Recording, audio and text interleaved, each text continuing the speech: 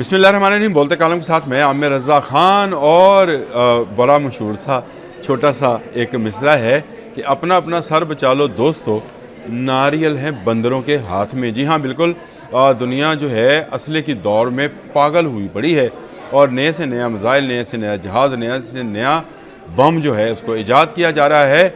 लेकिन जो ममालिक जो हैं अपने आप को इन बंदरों से बचाना चाहते हैं, वो अपना अपना एयर डिफेंस सिस्टम जो है वो बना रहे हैं। और ये एयर डिफेंस सिस्टम जिस काम आता है, आपने सुना होगा कि आयरन डोम बन रहा है, गोल्डन डोम बन रहा है, डायमंड डोम बन रहा है। ये असल में कोई इमारत नहीं बन रही होती है, बल्कि वही डिफेंस सिस्टम है जिसके तहत दुनिया भर के बंदरों के आए हुए नारियल या मिसाइल जो हैं उनको उनसे बचा जा सकता है।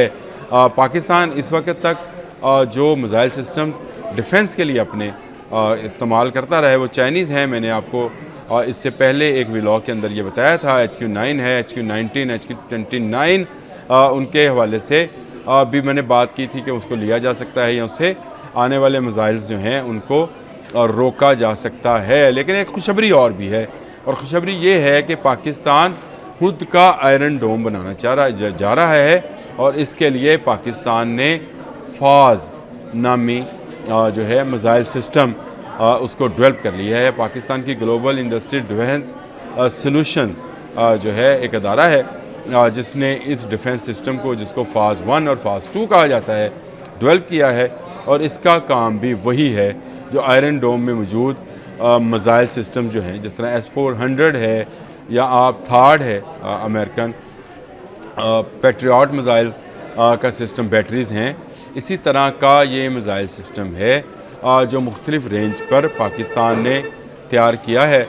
और ये कोई छोटी बात नहीं है। पाकिस्तान बहुत जल्द उन ममालिक में शामिल हो जाएगा जो अपनी सरजमीन का दिफा, पाकिस्तान की तरफ आने वाला हर सोनिक और हाइपरसोनिक और इस तरह के तमाम जो मिसाइल हैं उनको रोकने और उनको इंटरसेप्ट करने में कामयाब हो जाएगा। ये फ़राज़ 1 जो सिस्टम है, ये पाकिस्तान में इसको क्लेड सिस्टम कहा जाता है। मैं उसकी बता दूं, comprehensive layered integrated air defence system.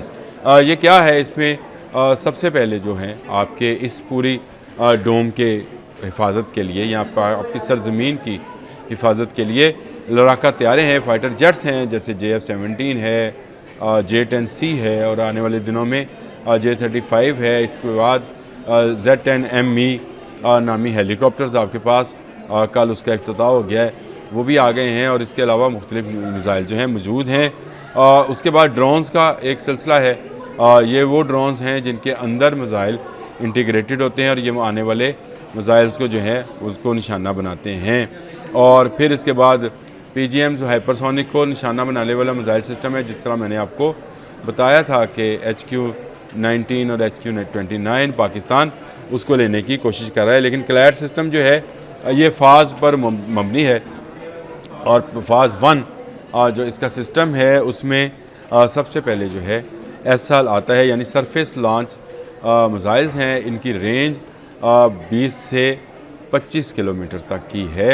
ये छोटे हैं और ये ट्रक माउंटेड या व्हीकल माउंटेड मिसाइल हैं जो आने वाले छोटे हथियारों, जिनमें हेलीकॉप्टर्स हैं, जिनमें UAVs, ये जी जो ड्रोन्स हैं ये हैं, या निचली परवाज़ करने वाले जहाज़ जो हैं, उनके ख़िलाफ़ इसको इस्तेमाल किया जा सकता है। इसका अपना इंफ्रारेड जो है वो रडार है जो कि हीट से जो है अपने टारगेट तक पहुंचता है। इसकी दूसरी जो किस्म है उसमें वो RF है, इसमें फॉल रडार है, एक्टिव रडार सिस्टम इसका अपना है। ये air to air guided missile है और इसकी रेंज जो है ये 40 किलोमीटर से 80 किलोमीटर के दरमियान वाक़या है और ये बड़ी रेंज है अगर आप इसको समझना चाहें। फिर इसके बाद IR है, ये इंफ्रारेड ख़ुद का इंफ्रारेड मिसाइल सिस्टम है। ये भी air to air missile system है और इसमें से भी जो पाकिस्तान है, आप पाकिस्तान की ज़मीन और इसकी तरफ आने वाले हर फ्लाइंग ऑब्जेक्ट को इंटरसेप्ट किया जाएगा। लेकिन जिसकी बात मैं आपसे अभी करने जा रहा हूँ वो फ़ाज़ 2 है।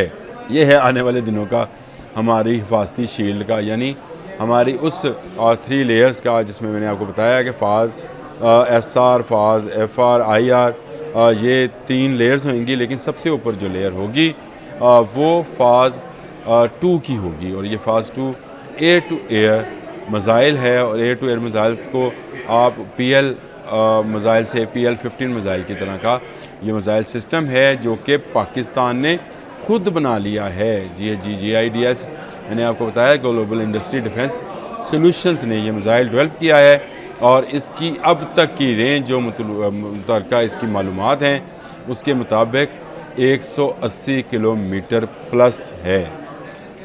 और जो मुख्तलिफ जासूसी के अदारे हैं दुनिया भर में जो नज़रें रखे हुए हैं पाकिस्तान पर, उनका ख्याल ये है कि इसकी सही मालूमात जो है वो नहीं दी जा रही।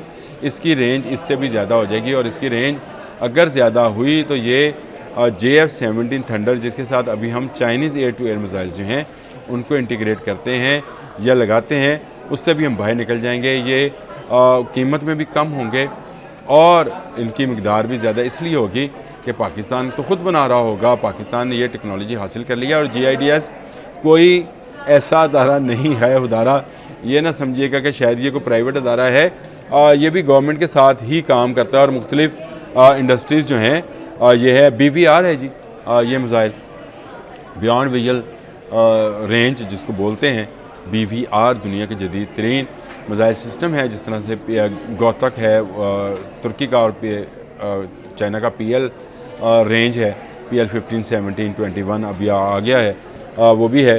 तो ये मुख्तलिफ़ कंपनीज़ के साथ मिलकर जो है GIDS ने काम किया है। इसमें बहुत सारी दूसरी कंपनी जिसमें नेस्कॉम है, AWC है, NDC है, PAF है, जिन्होंने तावन किया है। और ये मिज़ाइल सिस्टम या वो आयरन डोम जिसका हम जिक्र ईरान इसराइल वार में इसराइल के हवाले से जानते हैं, और जिसका ऐलान डायमंड डोम के नाम से डोनाल्ड ट्रंप ने अपने इंतखाबी फतह के फौरी बाद किया था कि वो अमेरिका को बचाने के लिए डायमंड डोम बनाने जा रहा है। लेकिन पाकिस्तान जो है उसने अपनी काविशों को तेज़ कर दिया है, क्योंकि पाकिस्तान के साथ एक ऐसा दुश्मन बैठा है जो हम वक्त पाकिस्तान पर हमला करने की प्लानिंग करता रहता है। गो उसकी कभी प्लानिंग जो है वो दुरुस्त साबित नहीं हुई, लेकिन वो एक ऐसा लगड़ बगड़ है, एक ऐसा क्या उसको बोलते हैं, लगड़ बगड़ी बोलते हैं जी, है जो हर वक्त जो है इस तरह की साजिशों में मसरूफ़ रहता है जो पाकिस्तान के ख़िलाफ़ हों। लेकिन पाकिस्तान के शेर जो हैं हमेशा जाग रहे होते हैं। अभी आपने राइटर्स की स्टोरी पढ़ी कि किस तरह से पाकिस्तान के एयर चीफ कंट्रोल रूम के साथ वाले कमरे में आराम फरमा रहे थे, घर नहीं थे। ये जो लोग कहते हैं कि हम जाग रहे होते हैं और आर्मी वाले सो रहे होते हैं, आर्मी जाग रही होती है तो हम घरों में सो रहे होते हैं, वाकई जाग रहे होते हैं। और कैसी सिचुएशन होगी कि आपका एयर चीफ जो है बाबर सिद्धू, वो ऑपरेशन रूम के साथ वाले रूम का मतलब यही कि वहीं पर मौजूद थे, और उन्होंने ही J-10C के ज़रिए राफेल जैसी मशीन को गिराने का जो है वो हुक्म दिया। और जिसके बाद पाकिस्तानी पायलट्स ने कमाल कर दिखाया, तो उसके बाद बड़ी फ़ौज की बारी आई जिन्होंने अल-फतह के मिज़ाइल के साथ भारत के तमाम गंदे इरादों को फ़तह कर लिया, और एक नूर की तरह फ़तह मिज़ाइल जो है चमकता हुआ भारत पर गिरा और भारत को तहस नहस कर दिया।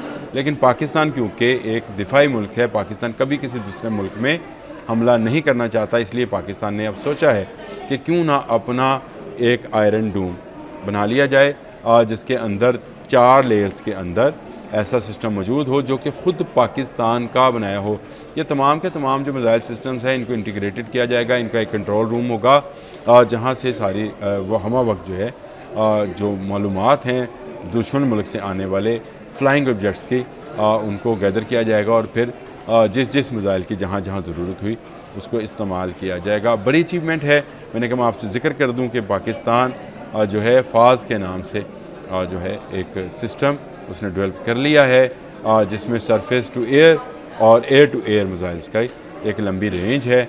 और इसमें आने वाले वक्त में इस टेक्नोलॉजी को मज़ीद बढ़ाया जाएगा, यानी अभी 180 प्लस किलोमीटर पर है, तो इसका मतलब ये है कि ये 250 किलोमीटर तक भी जा सकती है। इसमें परेशान होने वाली बात नहीं है। एक दफ़ा आपने जो है गाड़ी बनाना सीखनी होती है, फिर आप 800 से 2000 तक की गाड़ी जो है बना सकते हैं। तो खुशी की खबर थी, मैंने कहा मैं आपको बता दूं कि पाकिस्तान अपना आयरन डोम बनाने में कामयाब हो गया है। अब तक के लिए इतना ही। अल्लाह हाफ़िज़।